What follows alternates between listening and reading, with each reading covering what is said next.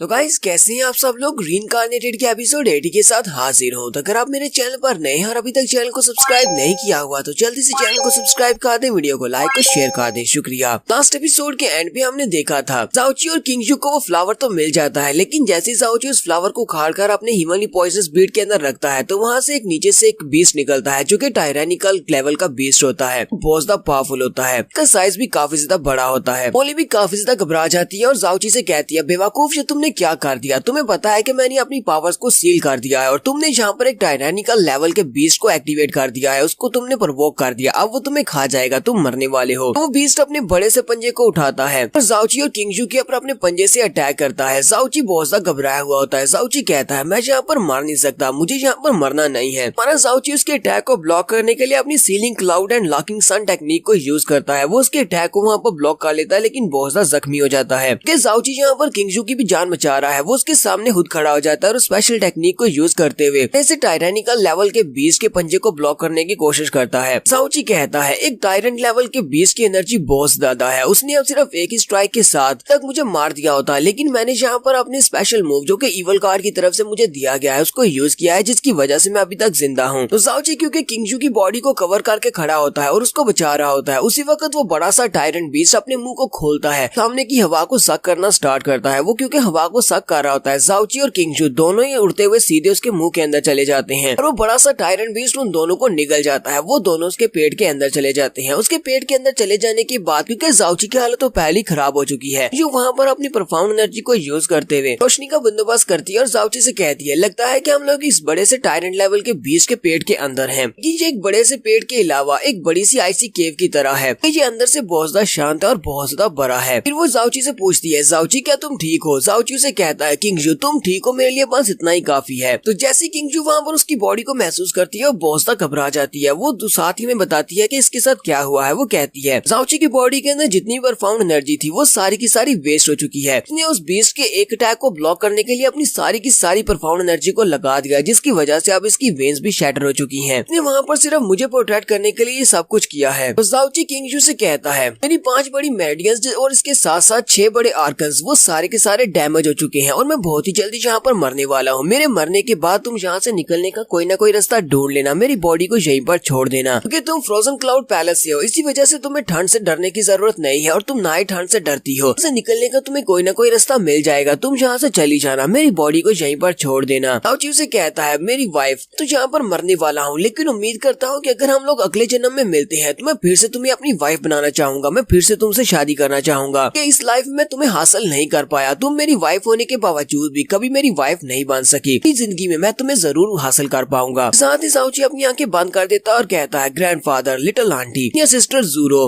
Master Molly, please मुझे माफ करना, मैं तुम सभी से किए हुए वादों को पूरा नहीं कर सका। और ज़ाओची की आंखें वहीं पर बंद हो जाती है और ज़ाओची यहीं पर मर जाता है, जबकि किंगजू जो कि उसके पास ही बैठी होती है वो उसके पास बैठी बैठी रोना शुरू कर देती है। किंगजू कहती है, ऐसा कैसे हो सकता है, मैं इसके लिए कैसे रो सकती हूँ? साथ ही किंगजू कहती है, ज़ाओची तुम्हें अगली जिंदगी के लिए इंतजार करने की जरूरत नहीं है, अगली जिंदगी में तुम दोबारा से मुझसे शादी करके मुझे हासिल कर पाओगे। असल बात तो यह है कि तुमने मुझे हासिल कर लिया है, क्योंकि फाइटिंग एरिना में जब तुमने मुझे कंपटीशन में हराया था, तुमने मुझे फाइट में हरा दिया, उसी वक्त तुमने मुझे हासिल कर लिया था। लेकिन तुम्हें पता है कि मैं फ्रोजन क्लाउड पैलेस की एक स्टूडेंट हूँ, इसी वजह से मैं किसी भी मेल के साथ कोई भी ताल्लुक नहीं रख सकती। ये सब कुछ इसी वजह से है, वरना मैं कब से तुम्हारी हो चुकी होती। किंगजू वहाँ पर अपनी प्रोफाउंड एनर्जी को रिलीज करती है और ज़ाओची से कहती है, तुमने मेरे लिए बहुत कुछ किया है, कि मैंने हमेशा तुम्हारे साथ बुरा सलूक किया और कभी भी तुम्हें अपना हस्बैंड नहीं माना, लेकिन तुम मुझे अपनी वाइफ मानकर मेरे लिए बहुत कुछ करते रहे हो, यहाँ तक कि तुमने मेरी सारी की सारी मेरिडियंस को अनलॉक किया था, जिससे मेरी स्ट्रेंथ बहुत ज्यादा बढ़ी। तो यहाँ पर मैं तुम्हारे लिए कुछ करने वाली हूँ, क्योंकि तुम मेरे हस्बैंड हो। यहाँ पर मैं तुम्हारे लिए जो कुछ भी करूंगी, इससे कम से कम तुम्हें ये अंदाजा तो हो जाएगा कि मैं जिया किंगजू तुम्हारी वाइफ बनना चाहती हूँ। प्रोफाउंड एनर्जी को रिलीज करते हुए अपनी प्रोफाउंड एनर्जी को ज़ाओची की बॉडी के अंदर एंटर करना स्टार्ट करती है। किंगजू कहती है, मैं यहाँ पर वाइफ होने के नाते अपने हस्बैंड को यहाँ पर मरता हुआ कैसे देख सकती हूँ। वो अपनी प्रोफाउंड एनर्जी को ज़ाओची की बॉडी में एंटर करती है। तो थोड़ी देर के बाद ज़ाओची अपनी आंखें खोलता है। ज़ाओची कहता है, ऐसा कैसे हो सकता है, मैं मरा क्यों नहीं? मोली उसे कहती है, तुम तो वाकई में बहुत ज्यादा लकी हो, तुम पता नहीं मरते क्यों नहीं हो, कितनी बार तुम मरते मरते बचे हो, मैं तो अब तक मर जाना चाहिए था, लेकिन इस लड़की ने, जिसे तुम अपनी वाइफ कहते हो, इसने अपनी सारी प्रोफाउंड एनर्जी को तुम्हारी बॉडी में एंटर करके तुम्हारी जान बचा ली है। इसने अपनी कोल्ड एनर्जी को तुम्हारी बॉडी में एंटर करके बाहर की कोल्ड को सील कर दिया है, ताकि वो तुम्हारी बॉडी के अंदर ना जा सके, तुम बाहर की आई से इफेक्टेड नहीं होगे, और साथ ही इसने तुम्हारी इंटरनल इंजरीज को भी ब्लॉक कर दिया है। इसलिए थोड़ी देर तक तुम होश में रह सकते हो। मोली जाओची से कहती है लेकिन अभी भी तुम लोग एक टायरेंट बीस्ट की बॉडी के अंदर हो और जहाँ से बाहर निकलने का कोई भी रास्ता नहीं है। वैसे भी तुम दोनों यहीं पर मरने वाले हो, लेकिन अब ये लड़की तुम्हारे से पहले मरेगी, पहले तुम इससे पहले मरने वाले थे। जाओची किंगजू की तरफ देखता है तो किंगजू वहाँ पर बेहोश पड़ी होती है। जाओची कहता है इसको क्या हुआ, इसकी बॉडी इतनी ज्यादा ठंडी क्यों हो रही है। जाओची उसे उठा लेता और कहता है मोली इसको निकालने में मेरी मदद करो, इसकी मदद करो, हम इसे ऐसे मरने नहीं दे सकते। उसी वक्त जाओची के हाथ में उसका जो पॉइजनस बीड होता है वो चमकना शुरू कर देता है। जाओची मोली से कहता है मोली मुझे लगता है कि यहाँ पर कोई बहुत ही पावरफुल डिवाइन ट्रेजर रखा हुआ है, इवनली पॉइजनस बीड तभी तो चमक रहा है। मोली उसे कहती है इस आइस पर फाउंड बीस्ट ने अपना मुंह खोलकर सामने से हर एक चीज को अपने अंदर निगल लिया था। लगता है कि इसने पूरी की पूरी सामने की माउंटेन को भी निगल लिया होगा और सामने जो भी खजाना होगा वो इसके मुंह के अंदर आ गया है। ये हो सकता है कि यहाँ पर कोई खजाना हो। जाओची मोली से कहता है मोली प्लीज जाओ जाकर उस खजाने को ढूंढ कर लाओ, मुझे लगता है कि यहाँ पर कोई ना कोई ऐसा खजाना हो सकता है कि जिससे हम लोग यहाँ से निकल सके, या फिर कोई रास्ता मिल सकता है, कोई ऐसा ट्रेजर मिल सकता है सेकंड डायमेंशन को ओपन कर सकता है और हम लोग यहाँ से निकल सके। मोली उसे कहती है अच्छा ठीक है मैं यहाँ से चली जाती हूँ, लेकिन तुम इतने भी ज्यादा लकी कैसे हो सकते हो कि तुम्हें यहाँ पर कोई ऐसा पावरफुल ट्रेजर मिल जाए जिससे तुम इस प्रोफाउंड बीस्ट की बॉडी के अंदर से निकल सको। इतने बड़े कोइंसिडेंसेस भी नहीं होते, तुम इतने भी लकी नहीं हो। तो मोली सामने की तरफ चली जाती है वहाँ पर कुछ ढूंढने के लिए कि उससे शायद कोई खजाना मिल जाए। थोड़ी देर के बाद मोली वहाँ से वापस आती है और मोटा सा मुंह बनाकर जाओची से कहती है कमीने कहीं के तुम तो वाकई में बहुत ज्यादा लकी हो, मैंने इतना अच्छा लक किसी का भी नहीं देखा, हमेशा तुम बच जाते हो। लेकिन मैं एक गॉडेस हूँ, लेकिन फिर भी मैं तुमसे बहुत ज्यादा जेलस हूँ। मोली को वहाँ से एक छोटा सा बीड मिलता है, ये इवल किंग का दूसरा सीड है जो कि आइस एट्रीब्यूट वाला है। आइस एट्रीब्यूट सीड को जाओची की तरफ फेंक देती है और कहती है जल्दी से इसको निगल जाओ, ये उस इवल कार्ड का सेकंड सीड है, तुम इसको जैसे ही निकलोगे तुम्हारी स्ट्रेंथ बहुत ज्यादा बढ़ जाएगी और तुम आइस एट्रीब्यूट को भी यूज कर पाओगे जिससे आसपास की कोल्डनेस तुम्हें डिफेक्ट नहीं करेगी। जाओची जल्दी से उस आइस एट्रीब्यूट वाले बीड को निगल जाता है और कहता है ये तो उसी इवल कार्ड का सीड है, लगता है क्या मुझे आइस एट्रीब्यूट की पावर मिलने वाली है। तो जाओची उस बीड को वहीं पर बैठे बैठे निगल जाता है और जाओची की बॉडी के अंदर दूसरा सीड भी एक्टिवेट हो चुका है। पहले तो उसे फायर से सारी इम्यूनिटी मिली थी जब उसने पहले सीड को खाया था जो कि उसे ड्रैगन के पास से मिला था। जाओची कहता है लिटिल फेरी के साथ जिन और जैंग करने की वजह से उसकी बॉडी से जो आइस एट्रीब्यूट मेरी बॉडी के अंदर डोरमेंट हो गया था, इस आइस एट्रीब्यूट सीड की मदद से वो भी एक्टिवेट हो सकता है। वो कम्प्लीटली अवेकन हो चुका है, यानी कि अब मेरे पास भी आइस एट्रीब्यूट की पावर आ चुकी है, मैं आइस को भी कंट्रोल कर सकता हूँ। मेरे पास फायर से इम्यूनिटी थी, मैं फायर को कंट्रोल कर सकता था और फायर से अपनी बॉडी को बचा सकता था, अब मैं आइस को भी कंट्रोल कर सकता हूँ और आइस से भी अपनी बॉडी को बचा सकता हूँ। जाओची उस सीड को जैसे निकलता है तो उसकी एनर्जी भी ब्रेक थ्रू करती है। जाओची कहता है मेरी कल्टीवेशन लेवल बढ़ गई है। जाओची ट्रू प्रोफाउंड राम की पीक से स्पिरिट प्रोफाउंड राम के फर्स्ट स्टेज पर पहुंच जाता है। साथ ही उसकी बॉडी के अंदर जितनी भी इंटरनल इंजरीज होती हैं वो सारी की सारी हील हो जाती हैं। जाओची कहता है लगता है कि मेरी प्रोफाउंड एनर्जी भी पहले से बहुत ज्यादा बढ़ गई है। जाओची वहीं पर अपनी पावर्स को यूज करता है और आइस को कंट्रोल करता है। जाओची कहता है मैं बाहर की ठंड को बाहर रख सकता हूँ, मैं तो वाकई में आइस एट्रीब्यूट को भी यूज कर सकता हूँ, लेकिन इतना काफी नहीं है, मुझे किंगजू को यहाँ से लेकर बाहर निकलना होगा, हमें इस बड़े से बीस्ट की बॉडी से बाहर जाना है, तभी हम लोग बच पाएंगे। मोली जाओची से कहती है तुम्हारी किस्मत बहुत ज्यादा अच्छी है, मुझे लगता है कि तुम इस टायरेंट लेवल के बीस्ट की बॉडी के अंदर से भी निकल पाओगे क्योंकि अभी इवल कार्ड की मेडियंस तुम्हें मिले हुए सिर्फ 2 साल ही हुए हैं। तुमने यहाँ पर 2 सीड्स को भी ढूंढ लिया है, फायर सीड और वाटर सीड तुमने ढूंढ भी लिए हैं और मुझे लगता है कि यहाँ से निकलने का रास्ता भी तुम्हें मिल जाएगा। यहीं पर जाओची को इवल कार्ड की आवाज आती है। इवल कार्ड की बची कुची सोल जाओची से बात करती है, उसे कहती है तो तुमने मेरी पावर्स को हासिल किया है, तो यानी कि तुम मेरे सक्सेसर हो। एक छोटी दुनिया के अंदर अपनी सोल के इस छोटे से टुकड़े के साथ जिंदा हूँ और मैं कई अरसे से इस बात का इंतजार कर रहा था कि कोई मेरी पावर्स को इनहेरिट करे। बहुत ही जल्दी मेरी सोल का ये आखिरी टुकड़ा भी डिसअपियर हो जाएगा। इवल कार्ड जाओची से कहता है चलो ठीक है, मैं तुम्हारी पास्ट लाइफ की मेमोरीज को देखता हूँ, मैं देखता हूँ कि तुम्हारी मेमोरीज को देखने के बाद मैं तुम्हारी क्या मदद कर सकता हूँ और किस तरह मदद कर सकता हूँ। इवल कार्ड उसकी मेमोरीज को सर्च करने के बाद से कहता है तुम तो सिर्फ एक आम से इंसान हो, लेकिन तुम्हारे पास बहुत ही एक्स्ट्रा ऑर्डिनरी लक है, यानी कि तुम्हारी फेट और तुम्हारी किस्मत बहुत ज्यादा अच्छी है। पर इस वक्त तुम्हारी सबसे ज्यादा बड़ी और स्ट्रॉन्गेस्ट विश ये है कि तुम इस जगह को छोड़कर जाना चाहते हो। इवल कार्ड उससे कहता है मेरी सोल के टुकड़े में जितनी बची कुची पावर है मैं उस सारी को यूज कर दूंगा और तुम्हें इस जगह से बाहर निकाल सकता हूँ, तुम्हारी मैं आखिरी ख्वाहिश को पूरा करूंगा। सिर्फ इतना ही नहीं, तुम्हारे अंदर दबी हुई एक और ख्वाहिश है जिसको तुम पूरा करना चाहते हो, मैं तुम्हारी उस ख्वाहिश को पूरा करने के लिए तुम्हें एक स्पेशल जगह पर भेजूंगा। जाओची उसे कहता है इवल कार्ड तुम्हारा बहुत बहुत शुक्रिया, प्लीज हमें किसी ऐसी जगह पर भेजो जहाँ पर मैं अपनी वाइफ का इलाज कर सकूँ, किसी सेफ जगह पर भेजना। इवल कार्ड जाओची से कहता है तुम्हें सब के लिए मुझे शुक्रिया कहने की जरूरत नहीं है, तुम्हारे पास मेरी पावर्स है, तुम मेरी पावर्स के वारिस हो, तो तुम इसका मतलब यह है कि आप मेरे मिशन को तुम ही पूरा करोगे। मैं चाहता हूँ कि तुम अपने आप को स्ट्रॉन्ग बनाना जारी रखो क्योंकि तुम्हारा फ्यूचर तुम्हारी इमेजिनेशन से भी ज्यादा डेंजरस होने वाला है। तो इवल कार्ड वहाँ पर उनके लिए एक पोर्टल ओपन करता है और उसे कहता है तुम्हें इस पोर्टल के जरिए दूसरी जगह पर जाना है, उस जगह के ऊपर सिर्फ 24 घंटे तक ही रह सकते हो। 24 घंटे के बाद तुम्हें वहाँ से वापस आना पड़ेगा, तुम ऑटोमेटिकली वहाँ से वापस आ जाओगे। तो यहाँ पर हम लोग अपनी एपिसोड 80 का एंड करेंगे। तो नेक्स्ट एपिसोड में देखेंगे कि इविल गॉड ने उनको किस जगह पर भेजा है और वो कौन सी स्पेशल जगह है जहाँ पर जाओची के जाने की ख्वाहिश है और अंदर दबी हुई ये ख्वाहिश है। एपिसोड की एक्सप्लेनेशन अच्छी लगी हो तो कमेंट करके जरूर बताइएगा। चैनल को सब्सक्राइब कर दे, वीडियो को लाइक और शेयर कर दे। शुक्रिया।